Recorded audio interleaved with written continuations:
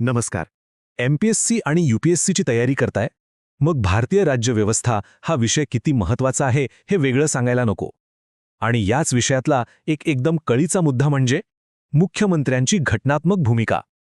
चला तर मग आज आपण हाच विषय अगदी सोपा करून समजून घेऊया. ओके, तर सुरुवातच एका इंटरेस्टिंग प्रश्नाने करूया. विचार करा, आपल्या राज्यात खरी सत्ता म्हणजे रिअल पॉवर कोणाच्या हातात असते? राज्यपालांच्या की मुख्यमंत्र्यांच्या? हा प्रश्न वाटतो सोपा, पण याचं उत्तर आपल्या संसदीय प्रणालीच्या अगदी मुळाशी आहे. तर याचं उत्तर आहे आपल्या संसदीय प्रणालीच्या रचनेत. बघा, राज्यपाल हे राज्याचे नाममात्र प्रमुख असतात, म्हणजे डी ज्युरे हेड. कायद्यानुसार ते प्रमुख आहेत, पण खरी सत्ता म्हणजे डी फॅक्टो पॉवर ही असते मुख्यमंत्र्यांच्या हातात. सोप्या भाषेत सांगायचं तर राज्याचा सगळा कारभार हा मुख्यमंत्र्यांच्याच नेतृत्वाखाली चालतो. अच्छा, मग हे जे वास्तविक प्रमुख आहेत म्हणजे आपले मुख्यमंत्री, यांची निवड नक्की होते कशी? त्यासाठी आपल्या घटनेत काय नियम आहेत? चला आता तेच बघूया. आता एक नंबर सांगणार आहे, तो डोक्यात अगदी फिट करून ठेवा. नंबर आहे 164, आर्टिकल 164. का? कारण हेच ते कलम आहे जे मुख्यमंत्र्यांच्या नियुक्तीचा सगळा आधार आहे. खूप खूप महत्त्वाचं आहे हे. तर हे कलम 164 काय सांगतं? अगदी सोपं आहे.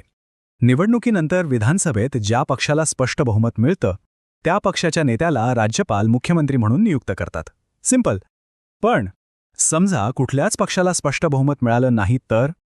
मग काय? इथे येतो राज्यपालांचा डिस्क्रिशनरी पॉवर म्हणजे विवेकाधिकार. अशावेळी राज्यपाल आपल्या विवेकबुद्धीनुसार मुख्यमंत्र्यांची निवड करतात. आता एक पॉइंट सांगतोय, तो परीक्षेसाठी सुपर इम्पॉर्टंट आहे. नीट ऐका.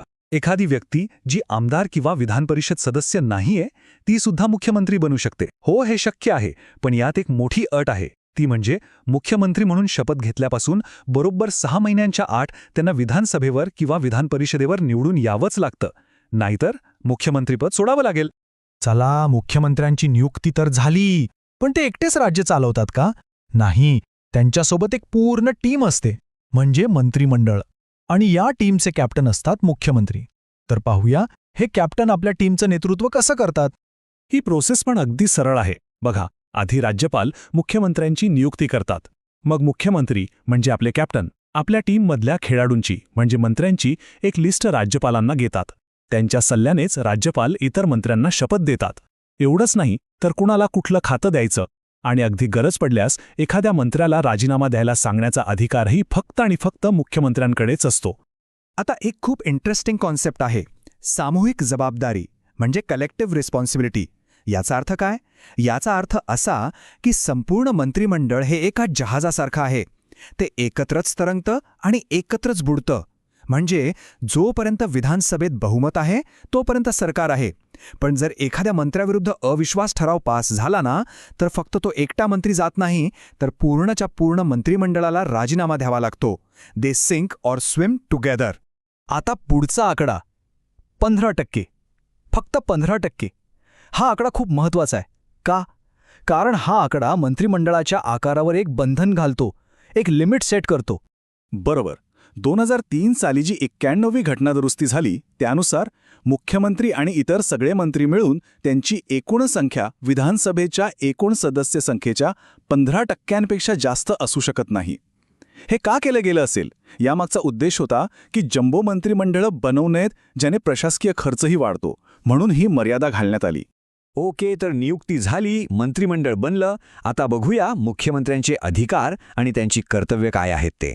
आणि इथे येतो अजून एक महत्त्वाचा नंबर, आर्टिकल 167, कलम 167. हे कलम खास मुख्यमंत्र्यांच्या कर्तव्यांबद्दल सांगतं. तर हे कलम काय म्हणतं की मुख्यमंत्री हे राज्यपाल आणि मंत्रिमंडळ यांच्यामधला एक महत्त्वाचा पूल आहेत, एक दुवा आहेत. मंत्रिमंडळाचे सगळे निर्णय, प्रशासनाबद्दलची सगळी माहिती ही राज्यपालांपर्यंत पोहोचवणं हे मुख्यमंत्र्यांचं घटनात्मक कर्तव्य आहे. आणि मुख्यमंत्र्यांचा प्रभाव फक्त मंत्रिमंडळापुरताच नाहीये, तो खूप दूरपर्यंत आहे. राज्यातली जी मोठी पदं आहेत ना, जसे की राज्याचे महाधिवक्ता, MPSCचे अध्यक्ष आणि सदस्य किंवा मग राज्य निवडणूक आयुक्त, ह्या सगळ्या महत्त्वाच्या पदांवर कोणाला नेमायचं याचा सल्ला मुख्यमंत्रीच राज्यपालांना देतात. बरं, आतापर्यंत आपण बरंच काही पाहिलं. चला परीक्षेसाठी एक क्विक रिव्हिजन करूया. हे काही मस्ट रिमेंबर पॉइंट्स आहेत जे आपल्याला खूप मदत करतील. चला फटाफट बघूया. 1. कलम 163 राज्यपाल मंत्रिपरिषदेच्या सल्ल्याने काम करतील. 2. कलम 164 मुख्यमंत्र्यांची नियुक्ती आणि इतर गोष्टी. 3. कलम 167 मुख्यमंत्र्यांची कर्तव्य. आणि एक मस्त ट्रिक लक्षात ठेवा, केंद्रात जे कलम 74 आणि 75 पंतप्रधानांसाठी आहेत तेच राज्यांमध्ये कलम 163 आणि 164 मुख्यमंत्र्यांसाठी आहेत. सोपी आहे ना तुलना? आणि हो, 91वी घटनादुरुस्ती आणि तो 15% नियम हे तर विसरायचंच नाही. आणि आता जाता जाता आपल्यासाठी एक विचार करायला लावणारा प्रश्न. मुख्यमंत्र्यांचे अधिकार नक्की कुठे संपतात आणि तिथून पुढे राज्यपालांचे अधिकार कुठे सुरू होतात, ही जी सीमारेषा आहे ना, ती भारतीय राजकारणात नेहमीच चर्चेचा विषय राहिली आहे. यावर विचार नक्की करा. खूप इंटरेस्टिंग आहे हे.